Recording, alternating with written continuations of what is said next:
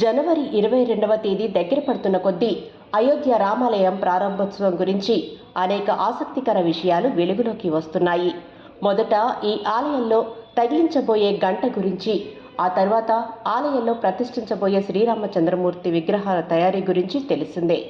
ఎంతో ప్రతిష్టాత్మకమైన ఈ ఆలయ నిర్మాణం మొదలుకుని ఆలయంలో ఉండే అనేక విశిష్టతల గురించి ప్రతి ఒక్క విషయాన్ని ప్రజలకు తెలియజేస్తోంది ఆలయ ట్రస్ట్.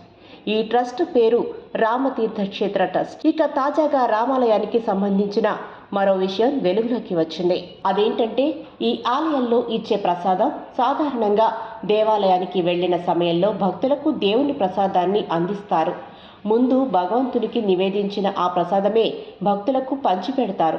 ఈ ప్రసాదం అనేది ఒక్కో ఆలయానికి ఒక్కో విశిష్టత ఉంటుంది. ఉదాహరణకు లడ్డు అంటే తిరుపతి గుర్తుకు వచ్చినట్టు. ఇక జనవరి 22వ తేదీన భారత ప్రధాని నరేంద్ర మోడీ అయోధ్య రామాలయ ప్రారంభోత్సవానికి ముఖ్య అతిథిగా విచ్చేస్తారు. పైగా అదే రోజున రామలల్ల విగ్రహాన్ని ప్రతిష్ఠించనున్నారు. ఇక ఈ అయోధ్య రామాలయ విశిష్టతలు చాలా ఉన్నాయి. మొదటగా చెప్పుకోవాలంటే ఇది నాగర్ శైలి సాంప్రదాయంలో ఉంటుంది. ఆలయం వైశాల్యం గురించి చెప్పాలంటే దీని పొడవు 380 అడుగులు, వెడల్పు 250 అడుగులు, అలాగే ఎత్తు 161 అడుగులు. ఈ ఆలయ నిర్మాణం 3 అంతస్తులుగా జరిగింది. ఒక్కో అంతస్తు ఎత్తు 20 అడుగులు. 44 తలుపులు ఉన్న ఈ ఆలయంలో 392 స్తంభాలు ఉంటాయి. ఇందులో 4 మండపాలు ఉంటాయి. అవి నృత్య మండపం, సభా మండపం, ప్రార్థనా మండపం, కీర్తన మండపం.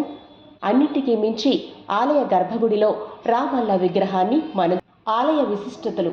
ఈ ఆలయంలో చూడాలనుకునే దివ్యాంగులు, వృద్ధులు నిరాశ చెందాల్సిన అవసరం లేదు.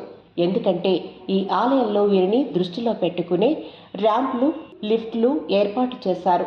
ఇక ఈ ప్రధాన ఆలయానికి 4 మూలల్లో 4 ఉప ఆలయాలు ఉంటాయి. అవి విఘ్నేశ్వరుడి ఆలయం, సూర్య భగవానుడి ఆలయం, శివాలయం, భగవతీ దేవి ఆలయం. ఇక ఆలయం సమీపంలో పురాతన బావి కూడా ఉంటుంది. దానిని సీతాకూప్ అని పిలుస్తారు. ఇక్కడ ఒక విచిత్రమైన విషయం ఏంటంటే, ఈ ఆలయ నిర్మాణంలో ఎక్కడ కూడా ఇనుమును ఉపయోగించలేదు.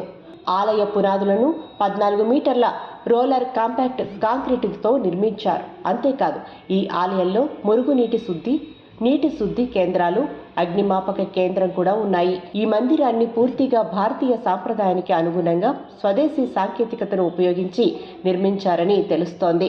70 ఎకరాల్లో నిర్మించిన ఈ ఆలయంలో 70% పచ్చదనం ఉండేలా ఏర్పాటు చేశారు.